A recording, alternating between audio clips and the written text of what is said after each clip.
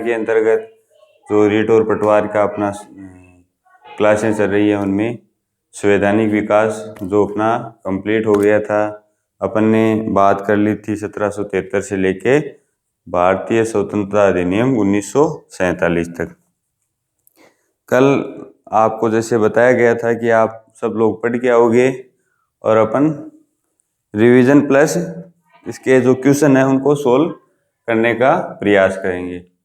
तो आप पढ़ के आए होंगे और नहीं भी आए तो अपन रिवीजन के माध्यम से एक बार पढ़ लेंगे और फिर इसके क्वेश्चन आंसर सोल्व करेंगे। तो अपन ने सबसे पहले बात की थी कि कब ईस्ट इंडिया कंपनी की स्थापना हुई। 1599 ब्रिटिश ईस्ट इंडिया कंपनी की स्थापना। उसके बाद कंपनी द्वारा भारत में व्यापार के उद्देश्य से क्या किया जाता है, काम किया जाता है, लेकिन वो चलता है 1665 तक। 1665 के बाद कंपनी की क्या है, राजनीतिक महत्वाकांक्षा बढ़ने लग जाती है। वो प्रदर्शित होती है 1757 के प्लासी और 1764 के बक्सर के युद्ध में, जो आपने पहले पढ़ लिया। ठीक है, ये इसके बाद अब कंपनी को दीवानी और राजनीतिक दोनों अधिकार प्राप्त हो जाते हैं। इसके बाद अपन देखते हैं कि कंपनी के राजनीतिक इतिहास की शुरुआत हो जाती है और शुरुआत होती है कंपनी के शासन की।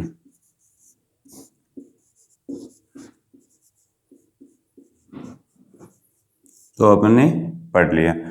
कंपनी के शासन में पहला अधिनियम जो पारित होता है वो होता है 1773 का रेगुलेटिंग एक्ट। यहाँ से शुरू होता है संवैधानिक विकास की यात्रा।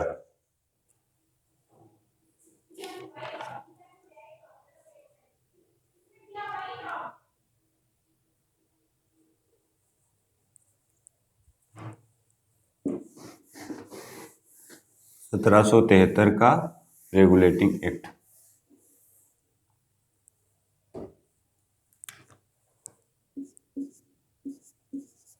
इस एक्ट की जो महत्वपूर्ण विशेषताएं थी वो इस प्रकार थी कि कंपनी में राजनीतिक नियंत्रण की दिशा में जो प्रथम कदम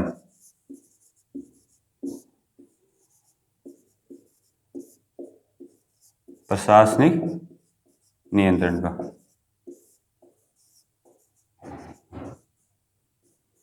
ठीक है।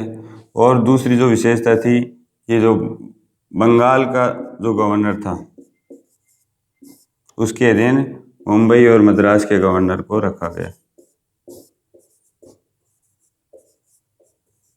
ठीक है, बोर्ड ऑफ कंट्रोल का गठन किया गया। बोर्ड ऑफ कंट्रोल का गठन किया गया। ठीक है, ये इसकी महत्वपूर्ण विशेषताएं थी जो 1773 की रेगुलेटिंग एक्ट में अपन ने देख ली थी। इसके बाद एक सुप्रीम कोर्ट की स्थापना की जाती है। नेक्स्ट, वोटिंग का अधिकार केवल शेयरधारकों को दिया जाता है। इसके बाद अपन ने फोकस बिल पढ़ा था, डगलस बिल पढ़ा था। और फोकस बिल की जो महत्वपूर्ण विशेषता थी वो इस प्रकार थी कि कंपनी के इतिहास में पहली और अंतिम बार था जब इस बिल के माध्यम से नॉर्थ और फोक्स की सरकार गिर जाती है और 1784 का ईस्ट इंडिया एक्ट पारित होता है, जो अपन ने पहले कक्षा में पढ़ लिया था। आज रिवीजन के तौर पर अपन कंप्लीट नहीं पढ़ेंगे, क्या क्या हुआ क्या क्या नहीं हुआ वो आपको लिखा दिया गया था, बता दिया गया था। केवल अपन इतनी सी बातें पढ़ेंगे कि शॉर्ट आपको एक बार वापस दिमाग में मैप बन जाए। बाकी रिवीजन आप खुद ने कर भी लिया होगा। ईस्ट इंडिया एक्ट, पिट्स क्या थे कि जैसे सरकार गिरती है दिसंबर 1783 में पिट्स इंग्लैंड के प्रधानमंत्री बनते हैं। इस जो एक्ट का उद्देश्य था वो इस प्रकार था कि ब्रिटिश सरकार द्वारा जो महत्वपूर्ण उद्देश्य था वो था कि ब्रिटिश सरकार द्वारा जो कहाँ चलती थी, इंग्लैंड के अंदर,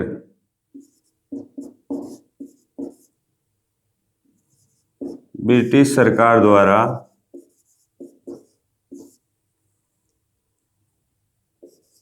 कंपनी पर अपना नियंत्रण मजबूत करना। ठीक है, ये महत्वपूर्ण उद्देश्य था। इसके बाद क्या किया कि कंपनी ने राजनीतिक और आर्थिक कार्यों को अलग अलग कर दिया। राजनीतिक मामलों और आर्थिक मामलों को क्या कर दिया गया, अलग अलग कर दिया गया।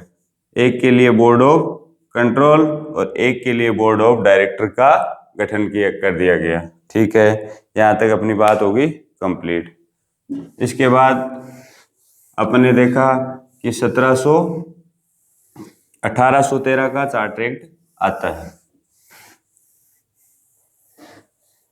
इस एक्ट में कंपनी द्वारा व्यापार पर आंशिक नियंत्रण स्थापित कर दिया जाता है तथा चाय और चीन को छोड़कर कंपनी ने आर्थिक रूप से सभी के लिए नियंत्रण में छूट प्रदान कर दी जाती है। उससे पहले 1793 का एक्ट आता है जो महत्वपूर्ण नहीं है, अपन सीधी बात करेंगे 1813 का चार्टर एक्ट। और चार्टर एक्ट की श्रृंखला में ये क्या था, प्रथम एक्ट था। इसमें दो महत्वपूर्ण बातें हैं। एक तो क्या है कि कंपनी द्वारा क्या कर दिया जाता है, व्यापार में क्या कर दी जाती है, व्यापार में नियंत्रण पर आंशिक छूट। ठीक है, क्षेत्र कौन से हैं, चाय, केवल चाय के व्यापार का एकाधिकार किसके पास था, ब्रिटिश ईस्ट इंडिया कंपनी के पास। और दूसरा जो चीन वाला क्षेत्र था उस पे व्यापार का अधिकार किसके पास है, EIC के पास। ठीक है, दूसरा जो काम था वो पहली बार, ये महत्वपूर्ण बात है, आगे क्वेश्चनों में याद रखना इसको, शिक्षा पर पहली बार खर्च की जो राशि वो तय की गई वो थी 1,00,000 रुपीज। ठीक है, ये इसकी महत्वपूर्ण विशेषता है। ठीक है, उसके बाद अपन ने पढ़ा 1833 का चार्टर एक्ट।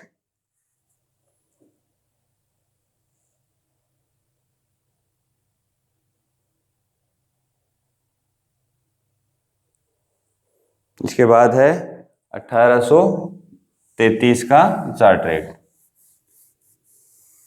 अब जो 1813 के चार्टर एक्ट में कंपनी ने आंशिक नियंत्रण की बात की थी, अब वो नियंत्रण क्या हो गया, कंपनी ने पूर्ण रूप से नियंत्रण स्थापित कर दिया।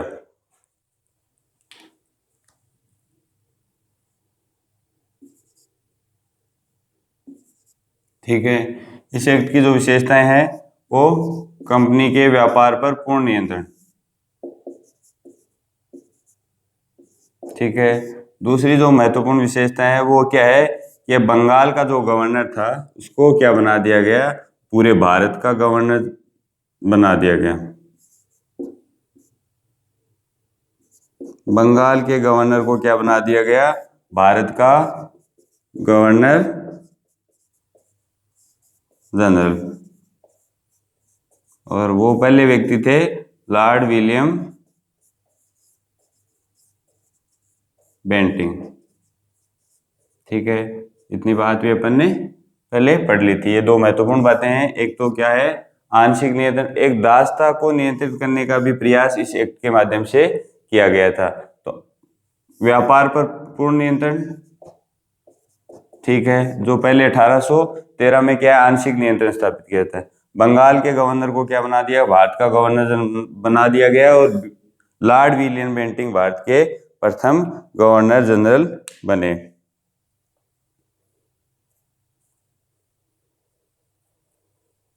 फिर आता है 1853 का चार्टर एक्ट।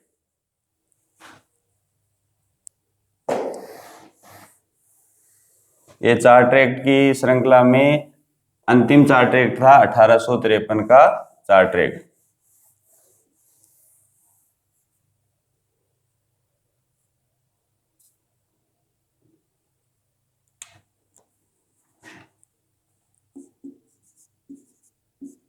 इस एक्ट की महत्वपूर्ण विशेषताओं में ये बात है कि इस एक्ट में क्या किया गया कि कार्यपालिका और विधायिका की जो शक्तियां उनको अलग अलग किया गया।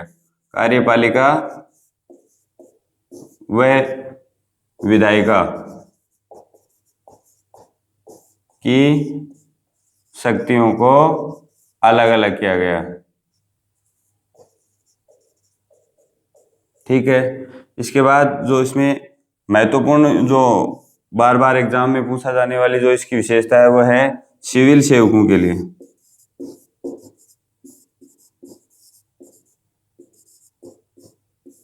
सिविल सेवकों के लिए भर्ती परीक्षा का आयोजन। आज जो आपको एग्जाम देनी पड़ रही है उसका कारण क्या है? 1853 का चार्टर एक्ट। ठीक है, इतनी बात अपनी हो गई। अब अपन आगे बात करेंगे इसमें 1861।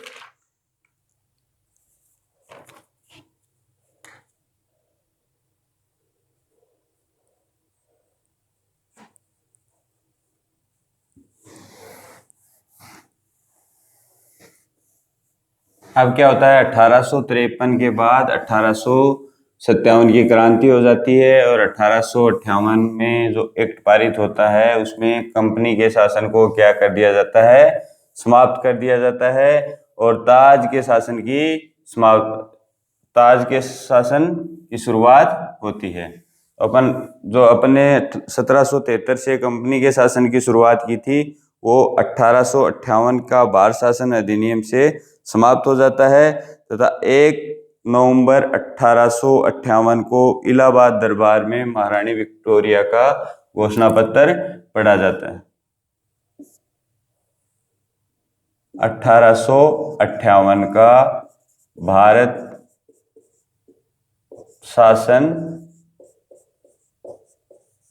अधिनियम।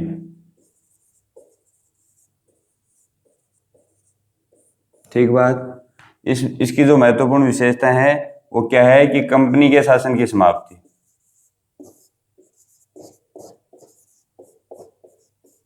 कंपनी के शासन की समाप्ति। ठीक है, ठीक बात। दूसरी महत्वपूर्ण विशेषता है कि कंपनी का शासन समाप्त हो गया तो अब ताज के शासन की स्थापना।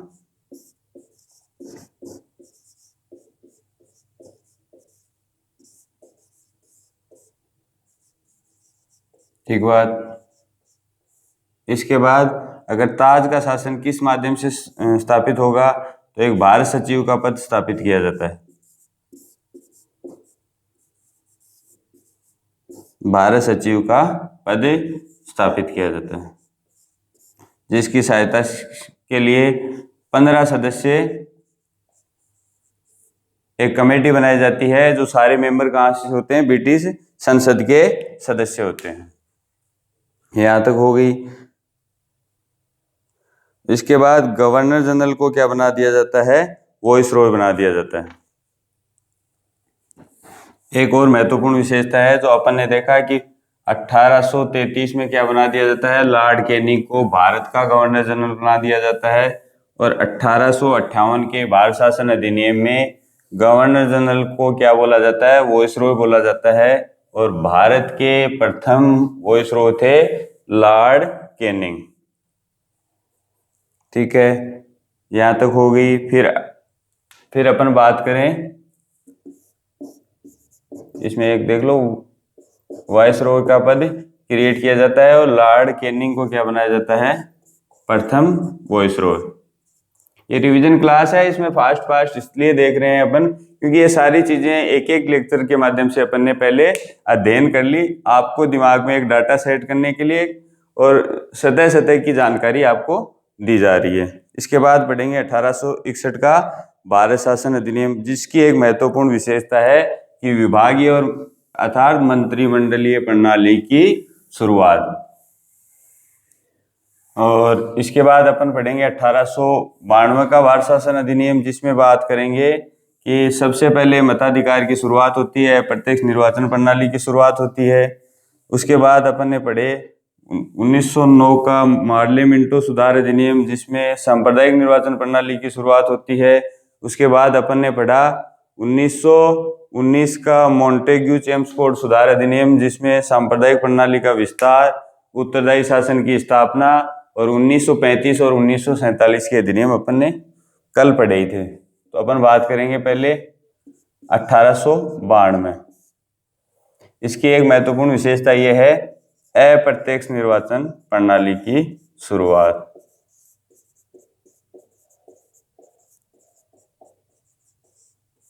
ठीक है, इसमें क्या है कि जो विशेषता है वो अभी लास्ट एग्जाम में शायद क्वेश्चन आया था, क्वेश्चन मुझे ध्यान में नहीं आ रहा, मैं बताता हूँ आपको।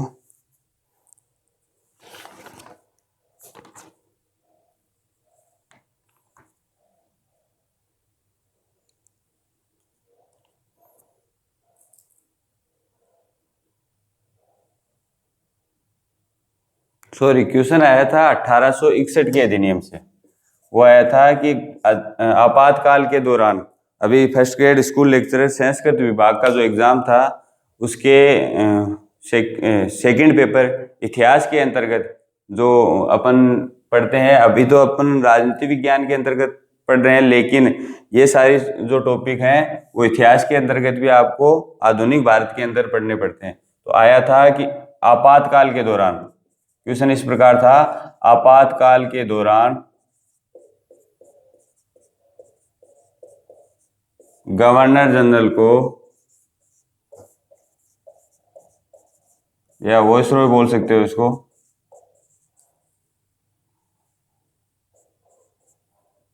अध्यादेश जारी करने का अधिकार।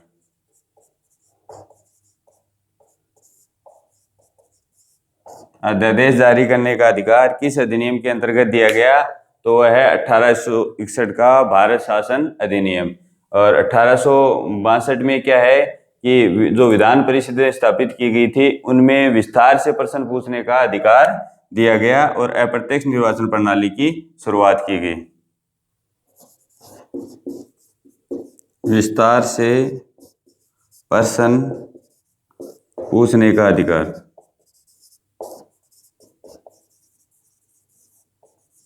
ठीक बात, यहां तक बात हो गई। इसके बाद अपन बात करेंगे आगे की। फिर 1909 का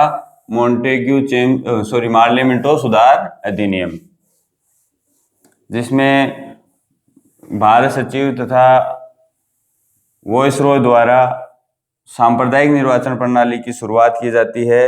और उसके बाद इस सांप्रदायिक प्रणाली का विस्तार 1919 के मॉन्टेग्यू चेम्सफोर्ड सुधार अधिनियम तथा 1935 के भारत शासन अधिनियम में भी देखा जा सकता है।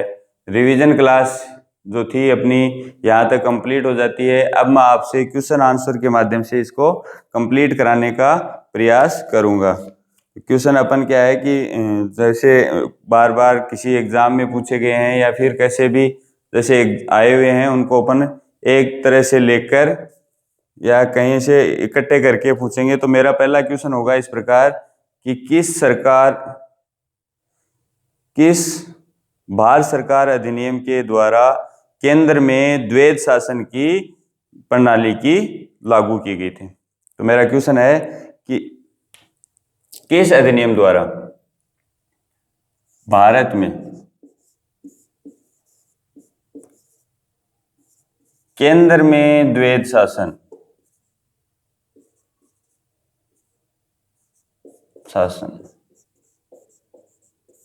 ऑप्शन है, देखो आपको आगे के तो मैं याद होंगे तो मैं लिखूंगा 1861, 1892, 1919 और 1935।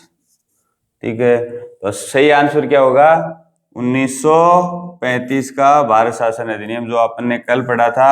और राज्यों में द्वैध शासन की शुरुआत होती है उसे 1919 के अधिनियम में, जिसे समाप्त कर दिया जाता है। उत्तरदायी शासन की स्थापना कर दी जाती है 1935 के अधिनियम में, और 1935 के अधिनियम में केंद्र में द्वैध शासन की स्थापना कर दी जाती है।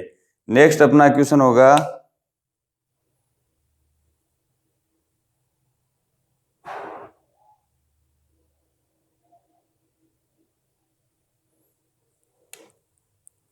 किस अधिनियम के तहत भारत में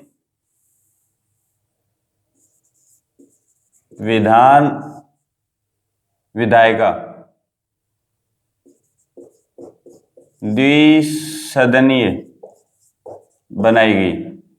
ठीक है, यही ऑप्शन रहेंगे। उत्तर आपका आना चाहिए विदिन 2 मिनट में, सॉरी 2 सेकंड में। तो आपका आंसर होगा 1919 का मॉन्टेग्यू चेम्सफोर्ड सुधार अधिनियम, जिसमें अपन ने देखा था कि राज्यों में द्वैध शासन की स्थापना की गई थी। और इस क्वेश्चन से रिलेटेड ही क्वेश्चन था, क्योंकि यहाँ द्वैध शासन की स्थापना की जाती है 1919 में राज्यों में, और यहाँ उसको उत्तरदायी शासन के रूप में बदल दिया जाता है और केंद्र में द्वैध शासन की स्थापना कर दी जाती है।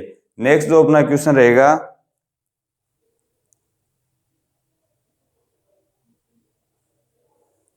प्रांतीय स्वायत्तता की शुरुआत। देखो शब्दों का ऐसा घुमाव है, आपको क्वेश्चन आ रहा है, अभी मैंने बोला है प्रांतीय स्वायत्तता की शुरुआत।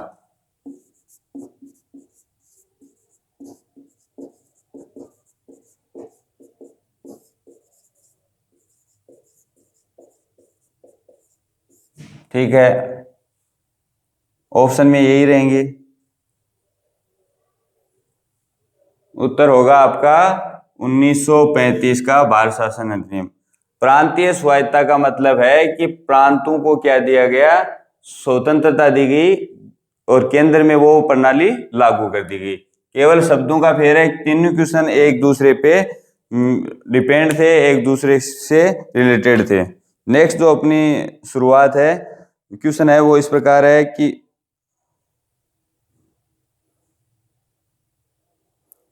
भारत सचिव का पद कब समाप्त किया गया। तो पहली बात तो यह है कि भारत सचिव का पद कब क्रिएट किया गया। 2 क्वेश्चन आते हैं यहां से। भारत सचिव का पद,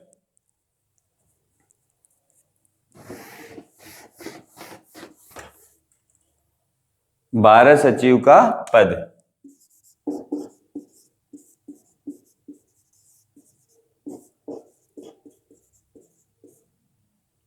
कब,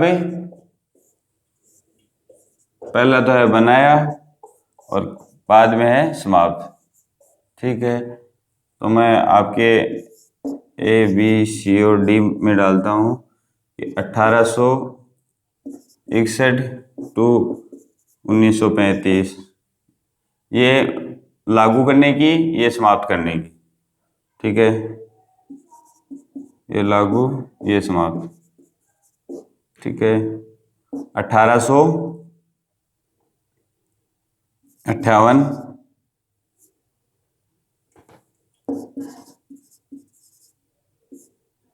1919, 1858, 1947, 1813, 1833। राइट आंसर क्या होगा? इसका राइट आंसर होगा 1858, जो इसको बनाया, लागू किया गया, और 1947 के भारतीय स्वतंत्रता अधिनियम, जो मैंने कल की कक्षा में बताया था, इसको समाप्त कर दिया गया। ठीक है,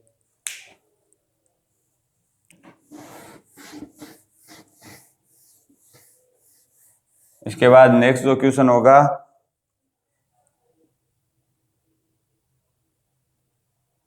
साइमन कमीशन का गठन। ये तो सिंपल सा क्वेश्चन है, बहुत सारी डिस्कस हुआ था, साइमन कमीशन को भी बताया गया था। तो साइमन कमीशन का गठन किस अधिनियम के तहत हुआ था?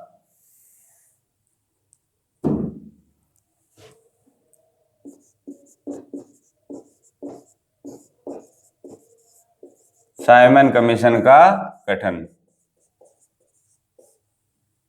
तो होगा करेक्ट आंसर 1919 का मॉन्टेग्यू चेम्सफोर्ड सुधार अधिनियम। इस अधिनियम को कहाँ तक ये सफल हुआ, इसकी जानकारी के लिए, और जो आगे जो 1900, इसके लिए 10 साल का टाइम रखा गया था, लेकिन सरकार चेंजेस होने वाली थी, इसकी वजह से पहले इसको 8 साल बाद ही गठन कर लिया गया।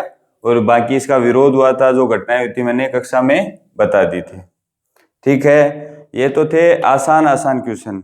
तो नेक्स्ट अगर अपन जैसे टेस्ट के माध्यम से और टेलीग्राम पे जो क्विज के माध्यम से अपन जो टेस्ट लेंगे उसमें थोड़े हार्ड क्वेश्चन आएंगे। ये तो रिवीजन के तौर पे था। तो आज तो अपना समाप्त हो जाता है संवैधानिक विकास। आगे इसमें अगर किसी प्रकार का डाउट है तो कमेंट के माध्यम से या टेलीग्राम के माध्यम से आप हमें उसको सोल्व कर सकते हैं। ठीक है, धन्यवाद। इस चैनल को ज़्यादा से ज़्यादा लाइक, शेयर एंड सब्सक्राइब करना है ताकि ये बात हर उस व्यक्ति तक पहुंच सके जो पटवार और रीट की तैयारी कर रहा है और राजनीति विज्ञान के संवैधानिक विकास की यात्रा को पढ़ रहा है। धन्यवाद। जय हिंद, जय भारत।